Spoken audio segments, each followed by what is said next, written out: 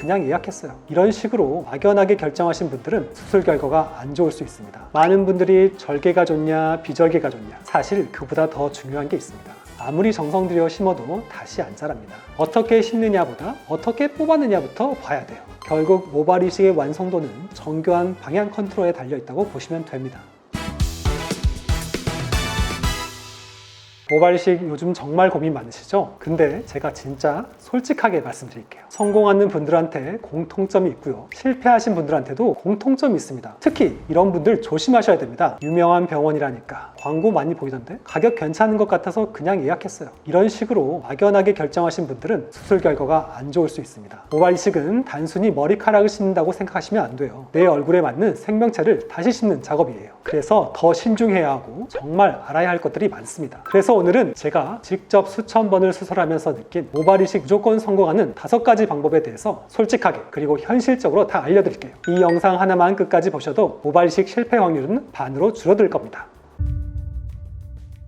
우선 첫 번째, 수술 전에 디자인은 무조건 본인이 참여하셔야 됩니다. 모발 이식 후에 수술 결과의 절반은 디자인에서 결정된다고 보시면 돼요. 근데 의외로 많은 분들이 처음 상담 오셨을 때 그냥 알아서 해주세요 이렇게 말씀하세요. 정말 위험한 말입니다. 이게 왜 문제냐면 헤어라인이란 건 단순히 머리만 심는 게 아니라 얼굴의 인상을 바꾸는 작업이에요. 이마 크기, 얼굴형, 눈썹과의 거리, M자의 깊이, 밀도, 심는 모발의 굵기나 흐름까지 디자인할 때 고려할 게 너무 많아요. 예를 들어서 이마가 좀 넓은 분이 계세요. 그런데 이분이 무조건 직선 헤어라인을 원하세요. 그대로 심으면 어떤 일이 생기냐면 오히려 이마가 더 넓어 보이게 돼요. 그리고 전체 얼굴이 납작하거나 퍼져 보일 수도 있습니다. 반대로 너무 둥글게 하면 답답한 인상 혹은 심은 티가 확 나게 되죠. 또 하나 예를 들어 볼게요. 20대 남성인데 아직 탈모가 많이 진행되지 않은 경우, 지금 이마 라인에서 낮게 헤어라인을 심고 싶다고 하시는 분들이 계세요. 근데 이게 문제인 게 30대, 40대 되면서 자연 탈모가 진행되면 이마는 짧고 뒷머리는 비어버리는 이상한 구조가 될 수 있어요. 그래서 저는 항상 나이, 탈모 진행 패턴, 두피 밀도까지 고려해서 지금도 자연스럽고 10년 뒤에도 어색하지 않게 디자인하고 있습니다. 디자인은 그냥 선만 띡 그리는 게 아니라 수술보다 더 많은 고민이 필요한 작업이에요. 그래서 저는 상담할 때 무조건 거울 앞에서 같이 봅니다. 이쯤 괜찮으세요? 라고 물으며 미세하게 0.5cm씩 조정하면서 실제로 고객님이 느끼는 얼굴 비율과 제가 보는 균형 사이의 중간점을 찾아야 해요. 같은 1cm 사이인데도 사진으로 보면 자연스러운데 실제로 보면 어색한 경우도 있고요. 카메라나 조명 따라 인상이 다르게 보일 수도 있어서 현장에서 같이 맞춰보는 게 가장 정확합니다. 결론적으로 자연스러움과 티나는 헤어라인은 디자인에서 갈리는 거고, 디자인은 절대 의사 맘대로 가면 안 됩니다. 환자와 함께 완성하는 게 진짜 자연스러운 결과를 만들어냅니다. 두 번째는 절개든 비절개든 의사의 숙련도가 가장 중요하다는 거예요. 많은 분들이 절개가 좋냐 비절개가 좋냐 이걸 많이 물어보시는데요. 사실 그보다 더 중요한 게 있습니다. 바로 채취할 때 모낭이 얼마나 건강하게 뽑혔느냐예요. 모낭은 살아있는 조직입니다. 머리카락을 만들어내는 공장 같은 거예요. 근데 이걸 채취하는 과정에서 살짝만 눌리거나 모낭이 꺾이거나 압력이 너무 세면 그 순간 바로 공장 폐업이 되는 겁니다. 저희 병원에서는 모낭 채취 후 현미경으로 하나하나 다 보며 분리를 합니다. 살아있는 모낭은 뿌리가 통통하고 색도 탱글탱글해요. 근데 손상된 건 끝이 뭉개져 있거나 꺾여 있거나 심지어 뿌리가 끊겨 있는 경우도 있어요. 이런 건요, 아무리 정성 들여 심어도 다시 안 자랍니다. 그러니까 중요한 건 어떻게 심느냐보다 어떻게 뽑았느냐부터 봐야 돼요. 특히 비절개 방식의 경우 후두부에서 모낭을 직접 채취하기 때문에 익숙하지 않으면 무조건 실수가 생깁니다. 예를 들어 모발 편칭기의 각도나 깊이를 잘못하게 되면 겉보기엔 멀쩡해 보여도 안에서 뿌리가 끊기는 경우도 많고요. 또 모낭이 나 있는 방향은 사람마다 다 다른데 그 흐름을 안 믿고 무작정 뽑으면 손상률이 높아질 수밖에 없어요. 그래서 저는 수술 전부터 두피 탄력, 모발의 방향, 상태까지 다 확인하고 들어갑니다. 사실 이건 경험이 누적되어야 감이 오는 부분이에요. 같은 펀칭기를 쓰더라도 누가 하느냐에 따라 생착률 차이가 20에서 30% 이상 나는 이유가 바로 이거예요. 결론은 절개냐 비절개냐는 정답이 없고 그걸 누가 얼마나 훈련되게 하느냐가 훨씬 더 중요하다는 겁니다.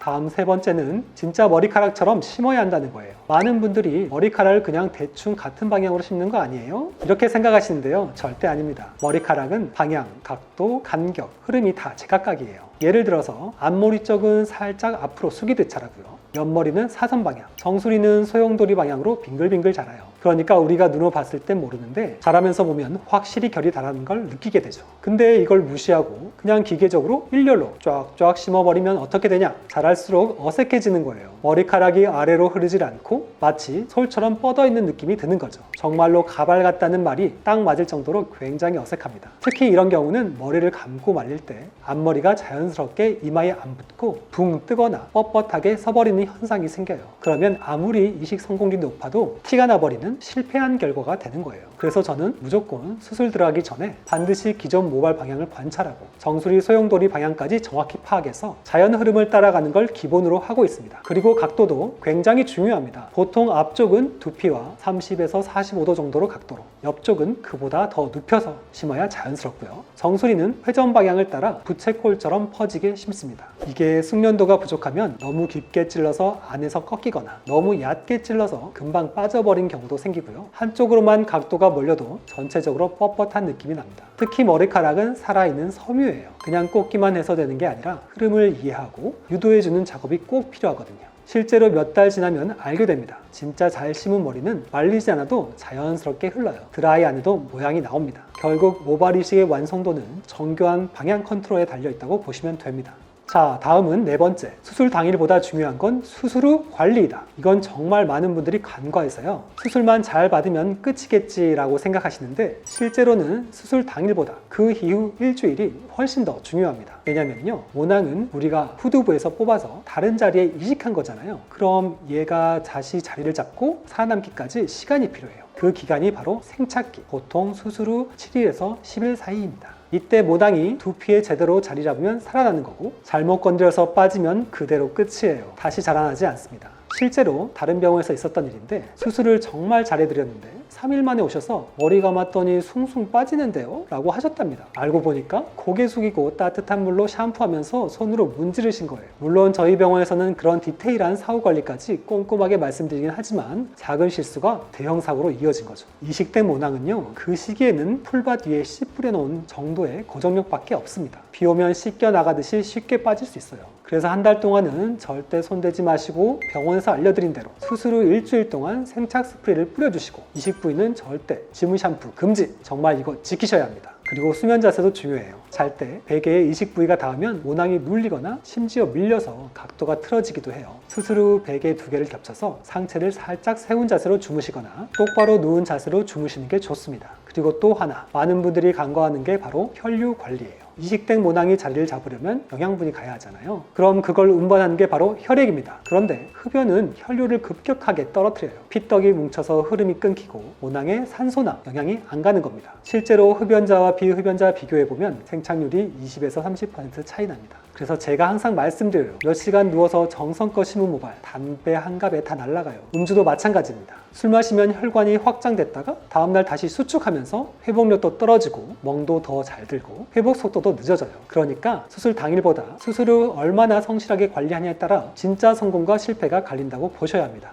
마지막 5번째는 많은 분들이 이런 생각하세요. 한 번 심으면 그냥 끝나는 거 아니에요? 진짜 정말 많이 듣는 질문입니다. 근데 현실은요, 모발 이식은 완성이 아니라 출발선에 불과해요. 왜냐면 우리가 이식한 모발은 후두부에서 뽑은 상대적으로 탈모에 강한 모낭이긴 한데, 문제는 기존 머리카락입니다. 앞머리 심어놓고 나중에 정수리 가르마가 더 빠지면 그럼 이상한 패턴이 되는 거예요. 이식한 라인만 지나고 뒤는 비어있는 섬처럼 떠있는 앞머리가 되는 거죠. 그래서 모발 이식은 반드시 탈모 진행까지 감안해서 설계해야 하고요. 수술 이후에도 지속적인 관리가 꼭 필요합니다. 저는 항상 강조드려요. 약물 치료 병행이 가장 중요하다고요. 미녹시딜, 피나스트레이드 계열의 약물이나 필요하다면 재생을 도와주는 두피 주사 치료 같은 것도 맞춤형으로 병행해줘야 앞으로 탈모 진행을 늦출 수 있어요. 그리고 아예 탈모가 없는 분은 거의 없어요. 유전적 소인이나 스트레스, 생활 습관 때문에 지금 괜찮아도 5년, 10년 뒤엔 빠질 수 있습니다. 그래서 예방이 치료만큼 중요하다는 거예요. 또 하나 중요한 게, 모발 이식한 부위는 기존 머리카락보다 얇게 느껴질 수 있어요.